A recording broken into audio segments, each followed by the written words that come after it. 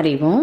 இன்னைக்கு எதை பத்தி விளக்கியிருக்காங்க அப்படின்னா, ஒரு செல்லிலிருந்து உருவாகிற அந்த தன்மை கொஞ்சம் கொஞ்சமா விரிவடைஞ்சு அது பல செல்களாக பிரிந்து அதுக்கப்புறம் அது ஒரு உருமாற்றம் பெற்று அது உடல் அப்படின்ற ஒரு உணர்வை கொண்டு வந்து அந்த உடல்ல இருந்து முதல்ல குழந்தை எப்படி கொஞ்சம் கொஞ்சமா வளர்ச்சி பெறுறது, இது பௌதிக உடலுக்கும் அடுத்து அந்த ஜீவனுடைய வளர்ச்சிக்கும் எப்படி இருக்கு, இதை பத்திலாம் விளக்கி இருக்காங்க. ஒரு புள்ளியான அணுவாக உருவாகிற இந்த செல்லிலிருந்து உருவாகிற தாய் தந்தை வழியே மரபு அணுக்களை கொண்டு உருவாகிற இந்த செல்லிலிருந்து கொஞ்சம் கொஞ்சமா தாய் தந்தையோட மரபு அணுக்களை கொண்டு இது கொஞ்சம் கொஞ்சமா வளர்சிதை மாற்றம் பெற்று இது இயற்கையின் உணர்வால் ஒரு உடலை அடைந்து அது அட்டைப்பெட்டி. அது பௌதீக உடல்ன்றது ஒரு அட்டைப்பெட்டி. உள்ளுக்குள்ள எந்த பொருளை வைக்க போறோமோ அந்த பொருளுக்கு தகுந்தவாறு இந்த அட்டைப்பெட்டி படைக்கப்படுது. அப்படி ஒரு குழந்தை கருவுக்குள்ள உருவாகிறது அந்த ஜீவன் என்ன மாதிரி ஒரு அனுபவத்துக்காக அது வரணுமோ அந்த மாதிரி அது படைக்கப்படுது. அப்படிதான் அந்த உடல்ன்றது பௌதீக உடல்ன்றது அந்த ஜீவனுக்கு தக்க வகையில ஒன்னு அமைய பெறுறது. அந்த அட்டைப்பெட்டிக்குள்ள வைக்கிற பொருளோட தன்மை தான் முக்கியம். அந்த அட்டைப்பெட்டி அதுக்கேத்த மாதிரி படைக்கப்பட்டிருக்கு. ஆனா அதுக்குள்ள இருக்கிற பொருள் எது வேணா இருக்கலாம். அதுக்குள்ள தங்கமா இருக்கலாம், வைரமா இருக்கலாம், எது வேணாலும் இருக்கலாம். ஆனா அட்டைப்பெட்டி பௌதீக உடல்ன்றது அந்த ஜீவன் அந்த பொருளுக்கு ஏத்த மாதிரி தான் படைக்கப்படுது. அது கொஞ்சம் கொஞ்சமா உருவாறது எல்லாம் அந்த பொருளுக்கு உள்ளுக்குள்ள இருக்கக்கூடிய பொருளுக்கு ஏத்த மாதிரி தான் அது படைக்கப்பட்டு அந்த உடலை அடையிறது. இப்படி உருவாகிற இந்த பௌதீக உடல் வழியே குழந்தையா கொஞ்சம் கொஞ்சமா அது காலத்துல இடைஞ்சு அதுக்கப்புறம் குழந்தை பிறந்து அந்த பிறந்த குழந்தை 1 மாதம் 2 மாத குழந்தைங்கெல்லாம் பாத்தீங்கன்னா அவங்களுக்கு வெளியில இருக்கிறது எதுவுமே தெரியாது. அதிகப்படியான நேரம் உறக்கத்திலேயே இருக்கும். தன்னுடைய உள்ளுக்குள்ள இருக்கக்கூடிய அந்த உணர்வுக்குள்ளேயே அது எப்பொழுதும் மூழ்கி இருக்கும். அதுக்கு இயற்கையோட இதெல்லாம் அதுக்கு உணர்ந்துக்கவும் முடியாது. ஒன்னும் எப்பொழுதும் அந்த அதிகப்படியான உறக்கத்துல இருக்கும். அடுத்து 2-3 மாத காலத்திற்கு பிறகு அந்த குழந்தை கொஞ்சம் கொஞ்சமா கண்களை விழிச்சு அப்படி இயற்கையின் உந்துதல் சக்தி அதுக்குள்ள இருந்து வேலை செய்ய ஆரம்பிக்கும். இயற்கையின் அந்த உந்துதல் சக்தி வேலை செய்ய ஆரம்பிக்கும் பொழுது அது கொஞ்சம் கொஞ்சமா பாக்குறது கேக்குறது அப்படின்ற இந்த திறன் உணர்வுகள்லாம் கொஞ்சம் கொஞ்சமா அது புதுப்பிச்சுக்க ஆரம்பிக்கும். இந்த அட்டைப்பெட்டியை உபயோகப்படுத்த ஆரம்பிக்கும். அடுத்து பாத்தீங்கன்னா 3-5 மாதம் வரை இந்த பாக்குறதுக்கு மேல ஒரு ஆர்வம் உண்டாகி பாக்குறது மேல அது என்னன்னு புரியாம திருப்பி திருப்பி அந்த உணர்ந்து பாத்துக்கிற அந்த தன்மையை வளர்த்துக்கும். அடுத்து 5 மாதத்துக்கு மேல அதுக்குள்ள அந்த இயற்கை உந்துதல் சக்தி என்ன பண்ணும், இன்னும் கொஞ்சம் தூண்டுதல் உணர்வை கொடுத்து செயல்கள்ல தள்ளும். அப்ப அது குப்புறப்படுக்கிறது இல்ல தலையை தூக்குறது இந்த மாதிரி செயல்களுக்குள்ள எழுந்துக்கும். செயல்கள் வழியா தன்னை வெளிப்படுத்த ஆரம்பிக்கும். இன்னும் 7-8 மாசத்துக்கு மேல பாத்தீங்கன்னா அதுக்குள்ள அந்த வெளியில இருக்கக்கூடிய பொருட்களை பத்தின அந்த உணர்ந்துக்கிற தன்மை இன்னும் துரிதப்பட்டு அதுக்குள்ள இருந்து வெளிப்பட ஆரம்பிக்கும். அதுக்கப்புறம் 8-9 மாசம் 10-12 மாசம் 1 வயது ஆகும்போது அந்த குழந்தைக்கு பாத்தீங்கன்னா அது கொஞ்சம் கொஞ்சமா உணர்ந்துக்கிற தன்மைய விரிவடைய செய்யும். இயற்கையின் அந்த உந்துதல் சக்தியை வச்சு அது உணர்ந்துக்கிற தன்மை அதுக்குள்ள இருந்து வெளிப்பட ஆரம்பிக்கும். இந்த மாதிரி நேரங்கள்ல தான் பாத்தீங்கன்னா அவங்களுடைய அம்மா அப்பா அதுக்கு அடிப்படையா யாரை தெரிஞ்சுக்கும் அப்படின்னா முதல்ல அம்மா அப்பாவை தான் தெரிஞ்சுக்கும். தாய் தந்தையோட உணர்வுகள் தான் குழந்தைக்கு ஒரு நல்ல வழிகாட்டுதலை கொடுத்து நல்ல நிலைக்கு திருப்பி விடும். தாய் தந்தையோட புரிதல் எந்த மாதிரி இருக்கும் அதுக்கேத்த மாதிரிதான், ஏன்னா அவங்கள உள்வாங்கிக்கும். தாய் தந்தையோட அதுக்கு உருவங்களை விட அந்த உருவத்திலிருந்து வெளிப்படுத்துற அந்த உணர்வுகளை அது உள்வாங்கி பதிய வச்சுக்க ஆரம்பிக்கும். இப்படின்னா இதுதான் செய்யணும், இதுதான் செய்யணும் அப்படின்ற மாதிரி பதிய வைக்க ஆரம்பிக்கும். அந்த 1 வயசுக்கு அப்புறம் பாத்தீங்கன்னா 1 வயசுக்கு மேல தாய் தந்தை சுற்றத்தார்கள் உறவினர்கள் இவங்க எல்லாரையும் பார்த்து அது அப்படியே உணர்ந்துக்கிற தன்மையை இன்னும் மேல பெருக்க ஆரம்பிக்கும். அந்த நிலையில 1 வயசுல இருந்து 3 வயசு வரைக்கும் எல்லாரையும் இதை பத்தின இன்னும் அந்த இயற்கையின் உந்துதல் சக்தி அந்த குழந்தைக்கு அந்த உணர்வை தெரிய வைக்கிறதுக்காக இயற்கை மேல மேல என்னென்ன உணர்வுகள் என்னென்ன அடிப்படையில இயங்குது அப்படின்றத அது தெரிஞ்சுக்கிறதுக்காக முயற்சி பண்ணும். ஆனா அதால எதையும் தக்க வச்சுக்க தெரியாது. தெரிஞ்சுக்கிறதுக்கான முயற்சியில மட்டும் ஈடுபட்டு இருக்கோம். இந்த 3 வயசுக்கு மேல 5, 6 வயசு வரைக்கும் அப்போ அந்த நேரத்துக்குள்ள குழந்தைங்களுக்கு நல்ல 3 மாசத்துக்கு அப்புறமே கொஞ்சம் கொஞ்சமா அதுக்குள்ள இருக்கக்கூடிய உணர்தல் சக்தி விரிவடையும் பொழுதே நம்ம அதுக்கு உண்டான உணர்வுகளை நேர்மறை உணர்வுகளா நம்ம எடுத்து சொல்ல ஆரம்பிக்கணும். நம்ம நல்ல நல்ல ஸ்லோகங்கள் சொல்லி தர்றது, நம்ம இருக்கிறதே எப்பொழுதும் அந்த மாதிரி ஒரு நிலையில இருந்து அந்த குழந்தைக்கு காண்பிக்கிறது, எல்லாத்தையும் நம்ம சொல்லி தரதை விட நம்ம இருந்து காண்பிக்கிறது, நம்ம அந்த மாதிரி இருந்து காண்பிக்கிறது ஒரு குழந்தைக்கு ஒரு பெரிய மாற்றத்தை கொடுக்கும். ஏன்னா அது உணர்ந்துக்கிற தன்மை அப்படின்றது மட்டும்தான் அதுக்கு இப்போதைக்கு தெரியும். அதுக்கு பிரிச்சு பார்க்க தெரியாது. அதனுடைய உணர்ந்துக்கிற தன்மை எதுனா உணர்தல் சக்தி வழிய அதைதான் பதிய வச்சுக்க ஆரம்பிக்கும். அதனால நம்ம எப்பொழுதுமே நம்ம சூழ்நிலை, நம்மளுடைய இருப்பு, நம்முடைய வெளிப்படுத்துறது, நம்முடைய செயல்கள், நம்முடைய ஒவ்வொரு காரண காரியங்கள் எல்லாத்தையுமே ஒரு நேர்மறையான உணர்வுகளோடைய அதுக்கு செய்து காமிக்கும் பொழுது அது சீக்கிரம் உள்வாங்க ஆரம்பிச்சிடும். உள்வாங்க ஆரம்பிச்சு அந்த அடிப்படையில் தான் இயங்கணும் அப்படின்றத அது உள்ளுக்குள்ள எடுத்துக்க ஆரம்பிக்கும். 6 வயசு வரைக்கும் அதுக்கு தன்னுடைய இதுன்னு எதுவுமே தெரியாது. மற்றவங்களை பார்த்து உணர்ந்துக்கிற தன்மை மட்டும்தான் அதுக்குள்ள மேலோங்கி இருக்கும். அப்போ அந்த உணர்ந்துக்கிற தன்மையில இருக்கும் பொழுது நேர்மறையான உணர்வுகளை நமக்குள்ள இருந்து வெளிப்படுத்தி வெளிப்படுத்தி நம்ம அதுவா இருந்து காண்பிக்கும் பொழுது மட்டும்தான், அதாவது நம்ம சொல்லி கொடுத்துட்டு நம்மளுடைய செயல் வேற நம்முடைய சொல் வேற அப்படின்ற மாதிரி நம்மளுடைய எண்ணங்களை முரண்பாடா வச்சுட்டு ஆனா தன்னோட குழந்தைக்கு மட்டும் நல்ல உணர்வுகளை கொடுக்கணும் அப்படின்னு நினைச்சோன்னா அது அவ்வளவா போய் சேராது. இயற்கை அதை அந்த அளவுக்கு உடனே குழந்தைக்கு முழுமையா எடுத்து கொடுத்துறாது. ஏன்னா அந்த இடத்துல நம்மளுடைய இருப்பு எப்படி இருக்கோ, நம்ம உணர்ந்துக்கிற தன்மை, நம்முடைய செயல் எப்படி இருக்கோ அதை பார்த்துதான் அது நிறைய உணர்ந்துக்க முடியும். அந்த மாதிரி நம்ம அதுவா இருந்து காண்பிச்சு அந்த குழந்தைங்களுக்கு செய்யும் பொழுது பாத்தீங்கன்னா அந்த குழந்தைங்களால அதிகப்படியா உடனே உணர்ந்துக்க முடியும்.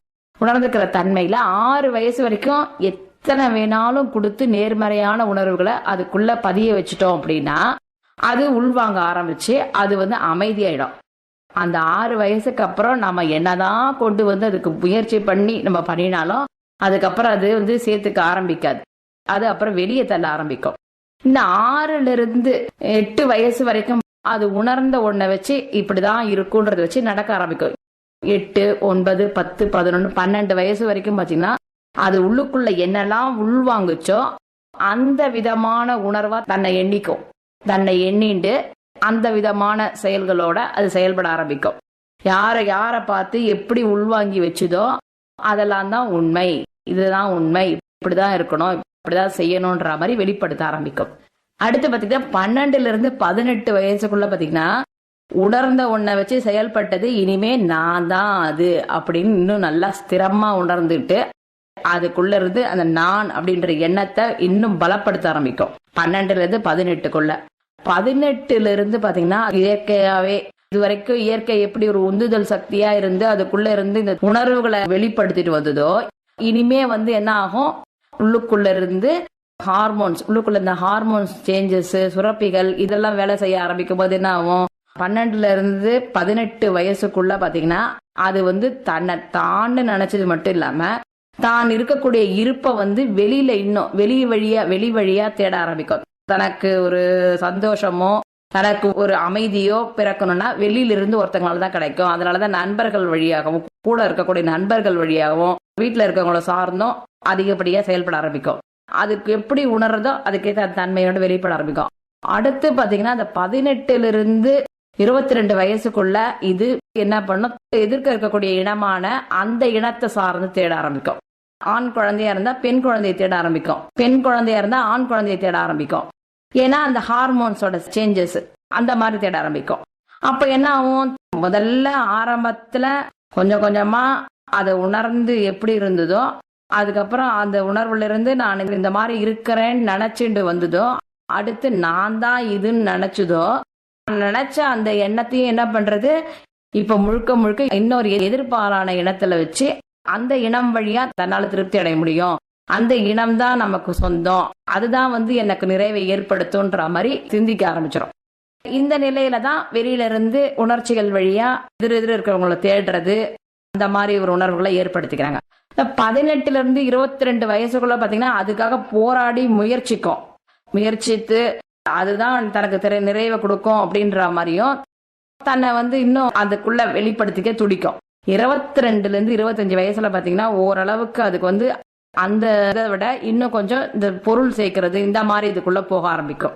25 இருந்து 30க்குள்ள பாத்தீங்கன்னா ஓரளவுக்கு இந்த இதுல வெளியில இருந்து கிடைக்கலன்னா ஏற்பட்ட சோர்வு, சரியா புரிதல் இல்ல, சரியா கிடைக்கல அப்படின்னா, தனக்கு உண்டான வாழ்க்கைக்கு உண்டானதும் சரியா அமையல, பொருளாதாரமும் சரியா அமையல, துணையும் சரியா இல்ல அப்படின்னா அது கொஞ்சம் கொஞ்சமா தன்னை சுருக்கிக்க ஆரம்பிக்கும். அடுத்து 35 இருந்து 40க்குள்ள பாத்தீங்கன்னா அது வந்து இன்னும் வந்து தனக்கு தானே அது ஏற்பட்ட இது வரைக்கும் ஏற்பட்ட அந்த அனுபவங்களை வச்சு அந்த ஜீவன் தனக்கு தானே உள்ளுக்குள்ள இருக்கிறத இன்னும் வந்து சுருக்கிக்க ஆரம்பிச்சு, இப்ப இயற்கையின் உந்துதல் சக்தி என்ன ஆகும், 40 வயசு வரைக்கும் இயற்கை உந்துதல் சக்தியை கொடுத்து கொஞ்சம் கொஞ்சமா அந்த திறன் உணர்வுகளை மேம்படுத்தி அந்த புரிதல் சக்தியை கொடுத்து அதுக்கு வந்து உணர்வுக்குண்டான வழிகாட்டுதெல்லாம் செஞ்சிட்டு இருந்த இந்த இயற்கை உணர்வு சக்தி ஒரு நிலையில அதுக்கு வந்து அந்த ஜீவனுக்கு ஏற்ற மாதிரி அது வந்து புரிதல் இல்லாதனால உணர்ச்சிகளோட சேர்ந்து போயிடுச்சுன்னா அப்படின்னா மறுபடியும் அதெல்லாம் எல்லாத்தையும் இயற்கையின் சக்தியை வந்து இந்த உணர்ச்சிகள்ல கொடுத்து அடுத்து இந்த உணர்ச்சிகள் வழியா அது சோர்ந்து போய் கடைசியில் அந்த 40 வயசுக்கு மேல பாத்தீங்கன்னா இயற்கை சுருங்க ஆரம்பிச்சிடும். அவங்களுக்குள்ள இருந்து இயற்கையின் இந்த உந்துதல் சக்தி இவங்களுக்குள்ள சுருங்க ஆரம்பிக்கும். சுருங்க ஆரம்பிச்ச உடனே அடிப்படையா ஆதாரமா இது வரைக்கும் இருந்த இயற்கையின் உந்துதல் சக்தியோட அந்த நிலை, அந்த உணர்வுகள், அது வந்து உந்துதல் சக்தியும் கம்மியாயிடுச்சு. இனிமே அது வெளிப்படுத்தக்கூடிய உணர்வுகளும் முழுமையா இல்ல. அப்ப இந்த 40 வயசுக்கு மேல இந்த ஜீவனுக்கு ஒன்னும் புரியாது. புரியாம என்ன பண்ணும், அடைஞ்ச இந்த அனுபவங்களை வச்சு இதுதான் அப்படின்ற மாதிரி ஓரளவுக்கு அதுல தன்னை திருப்திப்படுத்திக்க முயற்சி பண்ணோம். ஆனா அது சரியான முறையில அது அந்த அனுபவங்களை அடையலைன்னா அது துன்பப்பட்டு மறுபடியும் இந்த 40, 45, 50 வயசெல்லாம் பாத்தீங்கன்னா ரொம்ப சோர்ந்து போயிடும். சோர்ந்து போய் இயற்கையால பாதிப்பு உண்டாக்கி உடலுக்கும் மனதுக்கும் சரியான அளவுக்கு அந்த புரிதல் இல்லாதனால அந்த ஜீவன் உள்ளுக்குள்ள அந்த அட்டைப்பெட்டிக்குள்ள இருக்கக்கூடிய அந்த இது வந்து தன்னுடைய சொந்த இதை இழந்துட்டு இது வந்து கொஞ்சம் கொஞ்சமா மறுபடியும் மீண்டும் சுருங்க ஆரம்பிச்சு கடைசியில தன்னை மறுபடியும் தொலைச்சிட்டு இப்போ கொடுக்கப்பட்ட இந்த அட்டைப்பெட்டியிலிருந்து எப்படிலாம் இது உணர்ந்ததோ உள்ளுக்குள்ள இருந்த அந்த பொருள் என்ன, அந்த பொருளோட தன்மைக்கு ஏற்ற மாதிரி இது உபயோகப்படுத்தலைன்னா மறுபடியும் இது வந்து இதுல இருந்து வெளியேறி மீண்டும் அது தன்னை வந்து ஒரு சுழற்சிக்குள்ள கொண்டு போயிடுறது. இதுதான் வந்து நடந்து கொண்டிருக்கிறது. ஆக இப்ப இதுல முக்கியமான இடம் எதுன்னு கேட்டா அந்த குழந்தை நிலை, குழந்தை பருவம். அந்த குழந்தை பருவத்துல எப்படி ஒரு கருடனோட கூட்டுக்குள்ளேயும் காக்கையின் முட்டை இருந்தாலும் கருடனுக்கு அது வந்து தன்னுடைய குஞ்சாதான் அது உள்ளுக்குள்ள நினைச்சு அந்த முட்டையை காப்பாத்தி பண்றது. அதுக்கப்புறம் உரிய காலம் வரும்பொழுது அந்த முட்டையிலிருந்து வெளிப்பட்ட முதல்ல அந்த காகத்துக்கு கூட தான் காகம்ன்றது தெரியாது, தன்னோட கூட இருக்கிறதுலாம் கருட குட்டிகள் அப்படின்றது தெரியாது. அதுவும் அதோட சேர்ந்து தான் வளரும். அப்புறம் பாத்தீங்கன்னா கொஞ்சம் கொஞ்சமா அந்த குறிப்பிட்ட அந்த வளர்ச்சி வரும் பொழுதுதான் தெரியும் அதுக்கு வந்து தன்னுடைய இனத்தை அடையாளம் கண்டுபிடிக்கும் பொழுதுதான் தன்னுடைய இது இல்லை அப்படின்றது உணர்ந்துக்கும். அந்த மாதிரிதான் ஒவ்வொரு ஜீவனுடைய நிலைமையும்.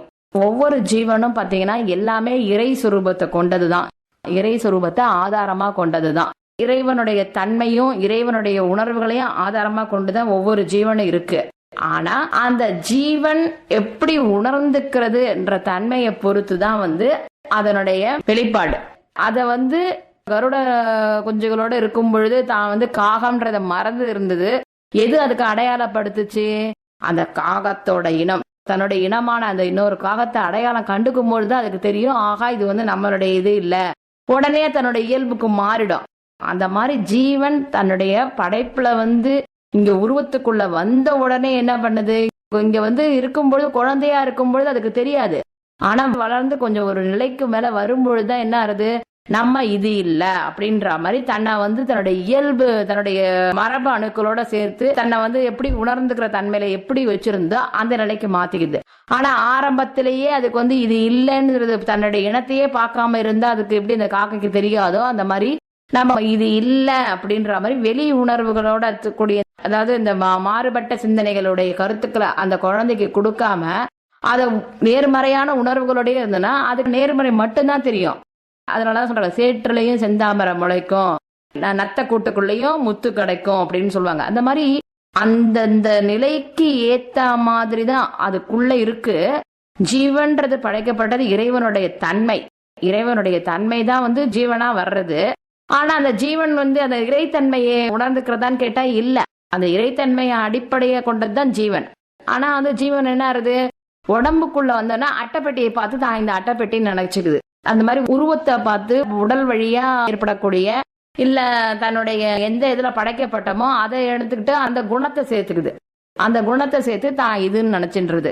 இப்படி இல்ல, 2 விதை வைக்கிறோம், 2 விதையும் பாதுகாக்கிறோம். 2 விதையும் பாதுகாத்து வளர்த்தோம் அப்படின்னா, ஒரு ஆலமரம் வந்து எதுல இருக்குது, ஒரு சின்ன விதைக்குள்ளதான் இருக்கு. அந்த விதை கொஞ்சம் கொஞ்சமா நிலத்துல வேரூன்றி அதுக்கப்புறமா வந்து கொஞ்சம் கொஞ்சமா துளிர் விட்டு நிலத்திலிருந்து மேற்பரப்புக்கு வந்து அது வந்து வளர்ந்து அந்த செடியா மாறி, செடியிலிருந்து அது கொஞ்சம் கொஞ்சமா இன்னும் தன்னுடைய தன்மையில இன்னும் இயற்கை வெளிச்சத்தையும் சூரியனுடைய சக்தியையும் சூரியனுடைய வெளிச்சத்தையும் காற்றையும் உபயோகப்படுத்தி அது கொஞ்சம் கொஞ்சமா வளர்ந்து அதுக்கப்புறமா அது ஆலமரமா அது விருட்சமா வர்ற மாதிரி அது ஆலமரத்தோட விதை.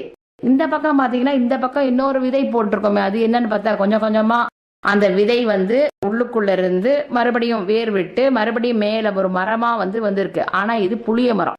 புளிய மரத்தோட காற்று உடம்புக்கு ஒத்துக்காது நமக்கு. ஆனா ஆலமரம் எப்பொழுதும் எல்லா விதத்துல நமக்கு நன்மையை மட்டும்தான் கொடுக்கும்.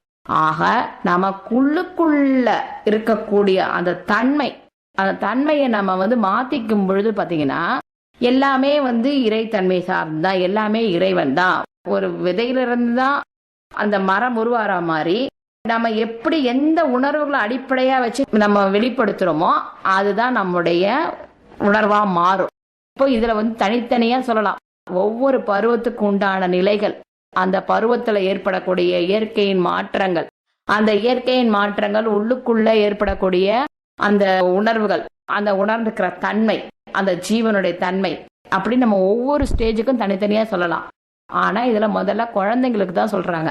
குழந்தைங்களுக்கு என்ன சொல்றாங்க அப்படின்னா, குழந்தைங்களுக்கு இந்த 6 வயசுக்குள்ள குழந்தைங்களுக்கு நல்ல நல்ல உணர்வுகளை, நேர்மறையான உணர்வுகளை, நேர்மறையான செயல்களை குழந்தைங்களுக்கு ஏற்படுத்துறதுக்கு பதிலா நம்ம ஏற்படுத்தி அந்த குழந்தைங்களுக்கு நம்மளுடைய செயல்கள் வழியாகவும் நம்மளுடைய பேச்சுல நம்மளுடைய சுபாவம் இருக்கு இல்லையா, நம்முடைய பேச்சு செயல் உணர்வுகள் எல்லா வழியாகவும். ஏன்னா ஒரு குழந்தை நம்மளை உத்து பாக்குதுன்னா வெறுமனே உடலை மட்டும் பாக்குறதுல, நம்முடைய உணர்வுகளோட ஒரு குழந்தையோட தன்மைக்கு தான் தெரியும் உணர்வுகளோட இணைஞ்சு எப்படி உணர்ந்துக்கிறதுன்றது. அதனால அந்த குழந்தை பாக்குறது வெறுமனே வெளி உடலை மட்டும் கிடையாது. நமக்கெல்லாம் உடனே அபிப்பிராயம் வந்துடும். வெளி உடலை பார்த்து அவங்க வெளிப்படுத்துறதை பார்த்து அபிப்பிராயம் வந்துடும். குழந்தையால அந்த அபிப்பிராயம் உண்டாக்குறதுன்றது அதுக்கு கம்மி, அதால செயல்படுத்துறதுன்றது வந்து ரொம்ப கம்மி. அப்படி இருக்கும் பொழுது நம்ம முதல்ல குழந்தைக்கு ஏற்படுத்த விட நம்ம முதல்ல ஏற்படுத்திக்கணும். பெரியவங்க அதனுடைய தாய் தந்தையர், அதனுடைய சுற்றத்தார் உறவினர்கள் இவங்கெல்லாம் வந்து பண்ணும் பொழுது பாத்தீங்கன்னா அந்த குழந்தை அந்த உணர்வுகளை வச்சு அடிப்படையா வச்சு தன்னை உணர்ந்துக்க ஆரம்பிக்கும். தன்னை உணர்ந்துக்க ஆரம்பிச்ச உடனே அதுக்குள்ள அந்த 6 வயசுக்குள்ள அது எப்படி உணர்ந்துக்குதோ அதை பொறுத்துதான் அடுத்தடுத்த அதனுடைய நிலைகளுக்கு உண்டான செயல்கள். இதுதான் வந்து எங்க இயற்கையில ஒரு படைக்கப்பட்டிருக்கு. ஆக நம்ம உணர்ந்துக்கிற தன்மை அது எப்படி கொஞ்சம் கொஞ்சமா நம்ம எப்படி மாத்திக்கணும், நம்ம வந்து எந்த மாதிரி நேர்மறையான உணர்வுகளோட இணைஞ்சு வரும் பொழுது என்னென்ன மாற்றங்கள் உள்ளுக்குள்ள உருவாகும், உள்ளுக்குள்ள உருவாகும் பொழுது அது எப்படிப்பட்ட உணர்வுகள் அந்த குழந்தைக்கு பிறப்பிச்சு அதை எப்படி அடையாளம் காண்பிக்க ஆரம்பிக்கும், இப்படின்னு ஒரு பருவத்துக்கு ஒரு நிலைக்குமே சொல்றாங்க. ஒரு நிலைக்குமே நம்ம உணர்ந்துக்க முடியும். ஆனா நமக்கு வந்து இந்த குழந்தை பருவத்துல 6 வயசு வரைக்கும் அந்த குழந்தைய வந்து நம்ம முதல்ல அந்த குழந்தைய நம்ம உருவாக்குற தன்மை அது ரொம்ப முக்கியம். அந்த நிலையில நம்ம உருவாக்கும் பொழுது அந்த குழந்தையோட வளர்ச்சின்றது வந்து ஒரு ஆலமரத்தோட வளர்ச்சி மாதிரி இருக்கும். நம்ம அந்த மாதிரி புரிதல் இல்லாம நம்முடைய இயல்பு தன்மையை வெளிப்படுத்தி வளர்ப்போம்னா அது புளிய மரத்தோட இயல்பா இருக்கும். ஏன்னா எந்த விதை போடுறோமோ அதுதான் முளைக்கும். ஆக எதை உணர்த்துறோமோ அதுதான் வெளிப்படும். அதுக்கு ஆதாரம் வேணா இதுவா இருக்கலாம், ஆனா படைப்புல எல்லாம் ஒண்ணு. அப்படி இருக்கும் பொழுது படைப்பை உணர்ந்துக்கிற அந்த தன்மையை நம்ம வெளிப்படுத்தும் பொழுது நம்ம முதல்ல அந்த உணர்வா இருக்கும் பொழுதுதான் அதுக்கு உண்டான நிலை வரும். ஆக நம்ம ஒவ்வொருத்தருக்குள்ளேயும் இந்த மாதிரி இருக்கு. நம்ம ஜீவன்றது நம்ம உடம்புன்னு சொல்றோம். நம்மளோட உடம்புன்றது படைக்கப்படும் பொழுதே அதுக்கு உண்டான ஜீவனுக்கு உண்டான சாரம் தான். ஜீவன் இப்ப எப்படி என்ன மாதிரி அந்த ஜீவன் விரும்புறதோ அதுக்கேற்ற சாரம் தான் இந்த உடம்பு. தன்னை எந்த மாதிரி விரும்பிட்டு வருதோ, ஒவ்வொரு ஜீவனும் தன்னை எந்த மாதிரி விரும்பிட்டு என்ன விதமான அனுபவங்களோட வருதோ அதுக்கேற்பட்ட ஒரு சாரம் தான் அதனுடைய அதான் அந்த பௌதீக உடல். உடல் அப்படின்றது வந்து நமக்கு அந்த பௌதீக உடலோட இது வந்து ஜீவனுடைய சாரம். அது என்ன மாதிரி தனக்கு அனுபவங்கள் வேணுமோ அந்த மாதிரி உடலை எடுத்துட்டு இதுல வருது. அடுத்து உள்ளுக்குள்ள வந்த ஜீவன் அதனுடைய அனுபவத்தை எப்படி உணர்ந்துக்கிறது அப்படின்றது இயற்கையின் உந்துதல் சக்தி. அதுதான் இந்த இயற்கையின் உந்துதல் சக்தி வழியா அந்த ஜீவன் தன்னை எப்படி உணர்ந்துக்கிறது அப்படின்றத வெளிப்படுத்தும் பொழுது அதுக்குள்ள இருந்து இறைத்தன்மை வெளிப்படுறதா இல்ல மாறான தன்மை வெளிப்படுறதான்றது அதனுடைய விதி வினையை பொறுத்து இருந்தாலும் அந்த விதி வினையையும் வெல்லக்கூடிய அதனுடைய உணர்வு வந்து மேலான நிலையில இருக்கும் பொழுது, அதாவது பிறந்த குழந்தைய வந்து கொஞ்சம் கொஞ்சமா கருடக்கூட்டுல காக்கை இருந்த மாதிரி தன்னை அடையாளம் கண்டுக்கிற வரைக்கும் அது தன்னை இதுக்குள்ளதான் நிறுத்திக்கும், தன்னை அதுவாதான் நினைச்சுக்கும். அந்த மாதிரி இந்த குழந்தைங்க வந்து தன்னை எப்பொழுதுமே இறைவனுடைய சொரூபமா தான் நினைச்சுட்டு இருக்கோம். அதனால அந்த தன்மையை பொறுத்து அதனுடைய வெளிப்பாடு. ஆக நம்ம வந்து ஒவ்வொரு குழந்தையும் ஒவ்வொரு குழந்தைக்குள்ள இருக்கக்கூடிய ஜீவனையும் நம்ம இறைத்தன்மையோட வெளிப்படுத்தணும். அதுக்கு நம்ம முதல்ல இறைத்தன்மையை சார்ந்த உணர்வா இருக்கணும். இறைவனா இருந்தோம்னா இங்க வந்து பாக்குறது எல்லாமே ஒண்ணுன்ற நமக்கு தெரியும். இறைத்தன்மையை சார்ந்த உணர்வா இருக்கும் பொழுது நம்முடைய வெளிப்பாடுகள் எல்லாம் வந்து அந்த குழந்தைக்கு ஒரு புரிதலை கொடுக்கும். நம்மளை சார்ந்து வர்றதும் அந்த இதுதான் வரும். எப்படி வாழை மரத்துல இருந்து இன்னொரு வாழை மரம் உருவாகிற மாதிரி தனக்குள்ள இருக்கக்கூடிய உணர்தல் சக்தியை பொறுத்தா இன்னொரு உணர்தல் சக்தியோட வெளிப்பாடு இந்த உண்மை நமக்கு தெரிய ஆரம்பிக்கும். இன்னும் இதுல நிறைய நுட்பங்கள்லாம் இருக்கு, நிறைய நுணுக்கங்கள்லாம் இருக்கு. எப்படி அந்த இயற்கையின் உந்துதல் சக்தி கொஞ்சம் கொஞ்சமா அந்த பிறந்த குழந்தைக்கு உள்ள இருந்து செயல்படுத்துறது, எப்படி செயல்படுத்துறது, அது வந்து எப்படி ஹார்மோன்ஸோட தூண்டுதலுக்குள்ள எப்படி அது மாறுறது அப்படின்னு நிறைய இருக்கு. நிறைய தெரிஞ்சுக்கிறதுக்கு நிறைய இருக்கு நமக்கு. ஆனா அதுக்கு உண்டான அந்த நிலை, அந்த தன்மை இதெல்லாம் நம்ம அடையணும் அப்படின்னா முதல்ல நம்ம ஒரு நேர்மறையான உணர்வுகளை நமக்குள்ள கொண்டு வரணும். நம்ம கொண்டு வரணும். முதல்ல நம்ம அதை மாறிக்கும் பொழுதுதான் நம்ம சுத்தி இருக்கிறதெல்லாம் மாற ஆரம்பிக்கும். ஆக நமக்குள்ள இருக்கக்கூடியது ஒவ்வொன்றும் இறைவனால கொடுக்கப்பட்ட ஒரு அற்புதமான படைப்பு. இயற்கையும் காலமும் சேர்ந்து நம்மளை தள்ளிக்கிட்டே வருது. ஒரு ஜீவனை அதுக்குரிய அந்த அட்டைப்பெட்டிக்குள்ள கொண்டு வந்து அதுல இருந்து அந்த ஜீவனை கொஞ்சம் கொஞ்சமா இயற்கையும் காலமும் வழி நடத்தி அதுக்கப்புறம் ஒரு நிலையில இந்த இயற்கையே தன்னுடைய உந்துதல் சக்தியை குறைக்க ஆரம்பிச்சு அதுக்கப்புறம் அது வழியா அந்த ஜீவனுடைய வெளிப்பாடு காலத்துல இருந்து எப்படி முடியுது அப்படின்றது இருக்கு. எல்லாமே வந்து உணரும் பொழுது ஆனந்தமா நம்ம உணர்ந்துக்கணும் அப்படின்றதுதான் இதனுடைய அடிப்படை தத்துவம். ஆனா அதுல நிறைய விஷயங்கள் அடங்கி இருக்கு. அத்தனையும் எல்லாத்தையும் எடுத்து சொன்னா புரியாது, உணர்ந்தாதான் முடியும். உணர்ந்துக்கிறதுக்கு போதுமான அளவு குருவோட அருள் கிடைக்கணும். குருவோட அருள் இருந்தாதான் நமக்கு உள்ளுக்குள்ள என்ன நடக்குது, இயற்கைன்றது என்ன, ஜீவன்றது எப்படி, அந்த சாரம் சொன்னோம் இல்லையா, அந்த பௌதீக உடலுக்கும் சூட்சும உணர்வுக்கும் இடையில ஏற்படக்கூடிய இந்த இடம்தான் வந்து நமக்கு மனம்னு சொல்லப்படுறது. இந்த இடம்லாம் எப்படி உருவாறது, இந்த ஜீவன் எப்படி படைக்கப்படுறது, இந்த ஜீவன் எப்படி தன்னை உணர்ந்துக்கும் பொழுது உணர்வு பூர்வமா தன்னை உணர்ந்துக்கும் பொழுது அப்ப அதுக்குள்ள இருந்து எப்படி வெளிப்பாடு, சூட்சும உடலுக்குள்ள ஏற்படக்கூடிய மாற்றங்கள், அதாவது ஜீவனுக்குள்ள மாற்றம் ஏற்படுதுன்னா எங்க மாற்றம் ஏற்படுது, சூட்சும உடலுக்குள்ள. பௌதிக உடல் ஒரு அட்டைப்பெட்டி. அடுத்து சூட்சும உணர்வுக்குள்ள ஏற்படுத்தக்கூடிய மாற்றங்கள், அந்த மாற்றங்கள் அந்த ஜீவன் எப்படி கொண்டு வருது, அந்த கொண்டு வந்து அதுல சூட்சும உடலுக்குள்ள அந்த சூட்சும உணர்வுக்குள்ள அது எப்படி விழிக்க ஆரம்பிக்குது. அப்ப அந்த சூட்சும உணர்வுக்குள்ள அந்த ஜீவனுக்குள்ள அந்த புரிதல் அந்த விழிப்புணர்வு ஏற்படும் பொழுது ஏற்படக்கூடிய நிலை என்ன, அது என்ன அடையிறது, அப்ப அதோட தொடர்புடைய காரண உணர்வுகள் அதுக்குள்ள எப்படி வெளிப்படுது. காரண உணர்வுக்குள்ள அதாவது இறைத்தன்மை, காரண உணர்வுன்றது இறைத்தன்மை. இந்த இறைத்தன்மையோட உணர்வுகள் எதை அடிப்படையா சார்ந்து இருக்கு, அப்ப இயற்கையும் காலமும் அதுக்கு எப்படி இந்த ஜீவனுக்கு உறுதுணையா இருக்கு, இந்த மாதிரி உண்மையெல்லாம் நமக்கு தெரிய ஆரம்பிக்கும். அது இல்லாம வெறுமனே வந்து உடம்புக்குள்ள இருந்துட்டு புளிய மரமா நம்ம வாழக்கூடாது, ஆலமரமா வாழறதுக்கு முயற்சி பண்ணணும். புளிய மரத்தோட காற்று வந்து நமக்கு உடம்புக்கும் நல்லது இல்ல, நமக்கு வந்து நல்லதும் கொடுக்காது. இதே ஆலமரம்ன்றது விழுது, நம்ம மட்டும் இல்ல, நம்ம இருக்கும்போது மட்டும் இல்ல, அது எப்பொழுதும் அது விழுதுகளோட தோன்றி எப்பொழுதும் நிறைய ஆண்டாண்டு காலமா எல்லாருக்கும் பலன் அளிக்கக்கூடிய வகையில இருக்கும். ஆக நம்முடைய ஜீவனுடைய இருப்புன்றது இங்க கொடுக்கும் பொழுது இறைத்தன்மையோட உணர்வா இருந்து எல்லாருக்கும் ஒரு உணர்வு சக்தியில புரிதல் ஏற்படுத்தக்கூடிய நிலையை கொடுக்கணுமே தவிர்த்துட்டு நம்மளுடைய ஜீவன் வந்து வெறுமனே வந்து வந்துட்டு போகக்கூடிய ஒரு நிலையை இருக்கக்கூடாது. இங்க வெறுமனே ஏதோ ஒரு செமினார் கிளாஸ் அட்டன் பண்ணிட்டு வந்துட்டு போற மாதிரி நம்ம நேரா உடம்புக்குள்ள இதெல்லாம் அட்டன் பண்ணிட்டு கடைசியில ஃபெயில் ஆகி போற மாதிரி வெளியில ஒண்ணுமே இல்லை, ஒண்ணுமே புரியல அப்படின்னு போகக்கூடாது. ஜீவனுக்குள்ள விழிப்புணர்வை ஏற்படுத்திக்கணும். ஒவ்வொரு ஜீவனும் தனக்குள்ள அந்த விழிப்புணர்வை ஏற்படுத்திக்கும் பொழுது இறைத்தன்மையோட சொரூபமா மாறி இறைவனோட தன்மையா அது மாறிடும். அது மாறுறதுனால அந்த ஜீவனுக்கு மட்டுமானா இல்ல, அந்த ஜீவனை சார்ந்த எல்லா உணர்வுகளுக்கும் அது பலனை கொடுக்கும். ஆலமரம் மாதிரி, அது விழுது மாதிரி அது எப்பொழுதும் இருக்கும். இன்னும் இது மேல மேல எப்பொழுதும் எல்லாருக்கும் பலன் அளிச்சுட்டே இருக்கும். இந்த உண்மைகள்லாம் நமக்கு தெரிய ஆரம்பிக்கும். இதை விட்டுட்டு வாழ்க்கைய வெறும் எண்ணங்களுக்காக வாழ்ந்து போறதுன்றது நமக்கு எந்த விதத்திலையும் பலன் அளிக்காது. இயற்கை ஒரு நிலையில தன்னை சுருக்க ஆரம்பிக்கும் பொழுது, தன்னுடைய உந்துதல் சக்தியை குறைக்க ஆரம்பிக்கும் பொழுது இந்த ஜீவனுக்குள்ள புரிதலும் வெளிப்படாது. தான் ஏற்படுத்தின்ற உணர்வுகளை ஒரு நிறைவு தோன்றாம ஒரு குற்ற உணர்வு ஏற்படுத்திக்கும். குற்ற உணர்வு ஏற்படுத்தி அந்த குற்ற உணர்வை புரிதலோட இயங்க தெரியாதனால இது மறுபடி தன்னை தொலைச்சிக்கிட்டே இருக்கும். உடலாலும் மனதாலும் சோர்ந்து பின் இந்த ஜீவன் இந்த உடலை விட்டு போகும்பொழுது புரிதல் இல்லாத ஒரு ஜீவனா வெளியேறும். ஆக நம்ம வாழ்க்கையை வாழறதுன்றது உணர்வுகளை உணர்ந்துக்கிற தன்மையின் அடிப்படை. அந்த நிலையை தான் நம்ம உணர்ந்துக்காக தான் நம்ம வாழ்ந்துட்டு இருக்கோம். இதுதான் உண்மை. உணர்வு பூர்வமான ஒரு வாழ்க்கையை தான் நம்ம வாழணுமே தவிர்த்துட்டு உணர்ச்சி பூர்வமான வாழ்க்கை நமக்கு என்னைக்கும் பலன் அளிக்காது. இந்த உண்மையை நம்ம புரிஞ்சுக்கணும். நம்ம வாழறதுன்றது, நம்ம இருக்கிறோன்றது, நம்ம எல்லாமே இறைவனுடைய அனுகிரகம், இறைவனுடைய அருள், இறைவனுடைய தன்மை, இறைவனுடைய சக்தி.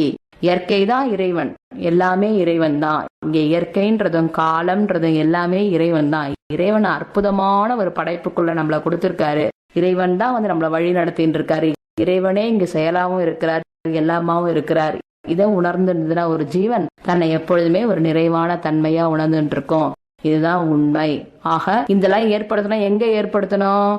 முதல்ல நம்ம இந்த மாதிரி இருந்து காட்டி, அதுக்கப்புறமா 6 வயதுக்குள்ள ஒவ்வொரு குழந்தைக்கும் 6 வயதுக்குள்ள நேர்மறையான உணர்வுகளை புகுத்தி, இந்த நேர்மறையான உணர்வுகளோட விளக்கங்கள் அந்த குழந்தை உணர்ற மாதிரி எடுத்து சொல்லி, அந்த இடத்துல ஒரு குழந்தை ஒரு இதை கேட்கும் பொழுது குழந்தைங்களுக்குள்ள உருவாறது என்ன?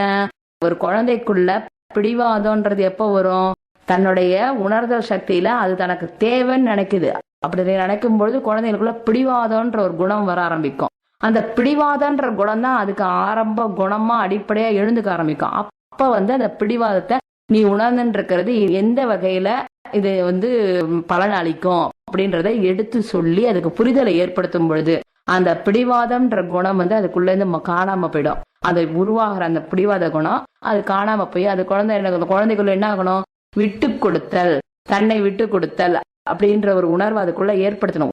ஒவ்வொரு உணர்வுகளையும் இந்த மாதிரி ஏற்படுத்துறது இந்த 6 வயசுக்குள்ள இருக்கக்கூடிய நிலையில தான் நடக்கும். அந்த நிலையில இருக்கும்பொழுது ஒவ்வொரு குழந்தைக்கும் புரிய வச்சோம் அப்படின்னா அதுக்குள்ள எதிர்மறையான பிடிவாதம், கோபம், ஆத்திரம் இந்த மாதிரி குணங்களை சுமந்து அந்த ஜீவன் வளராம அது எப்பொழுதுமே விட்டு கொடுத்தல், அன்பு, அமைதி, கருணை இந்த உணர்வுகளோட அதுக்குள்ள நம்ம செயல்படுத்தி அந்த குழந்தைக்குள்ள உருவாகிறதுக்கு நம்ம அதுவா இருந்தாதான் முடியும். நம்ம அந்த நிலையில இருந்தாதான் அந்த குழந்தைக்குள்ள பதிய வைக்க முடியும். அந்த நிலையை ஏற்படுத்தும் பொழுது ஒரு பக்கெட்ல தண்ணி இருந்துதான் இன்னொரு பக்கெட்ல தண்ணி விடும்போது அது நிறையும். இங்க காலி பக்கெட்டா இருந்துகிட்டு அந்த பக்கெட்ல தண்ணி விடணும்னா நிறைய. அந்த மாதிரி நமக்குள்ள அந்த உணர்வுகள்ல மாற்றம் கொண்டு வராம குழந்தைக்குள்ள மட்டும் மாற்றம் கொண்டு வரணும்னா நடக்காது. நம்ம முதல்ல நம்ம அதை உணர்ந்து பார்த்து நம்ம அந்த நிலைக்கு செயல்படும் பொழுது குழந்தைங்களுக்கு இந்த செயல்கள் வழியா ஏற்படக்கூடிய இந்த 6 வயதுக்குள்ள அந்த புரிய வச்சோம் அப்படின்னா அந்த குழந்தைகள் ஒவ்வொன்றும் இறைத்தன்மையோட கூடிய சிறந்த உணர்வுகளா எல்லாருக்கும் பலனளிக்கக்கூடியதா இருக்கும். இதுதான் உண்மை அப்படின்னு விளக்கியிருக்காங்க. ஹரி ஓம். யத்ர யத்ர ரகுநாத கீர்த்தனம் தத்ர தத்ர கிருதமஸ்தகாஞ்சலிம் பாஷ்பவாரி பரிபூர்ணலோச்சனம் மாருதிம் நமத ராட்சசாந்தகம் ஆஞ்சநேயமதிபாடலானனம் காஞ்சனாத்ரிகமனீய விக்கிரகம் பாரிஜாத தருமூலவாசினம் பாவயாமி பவமானநந்தனம்.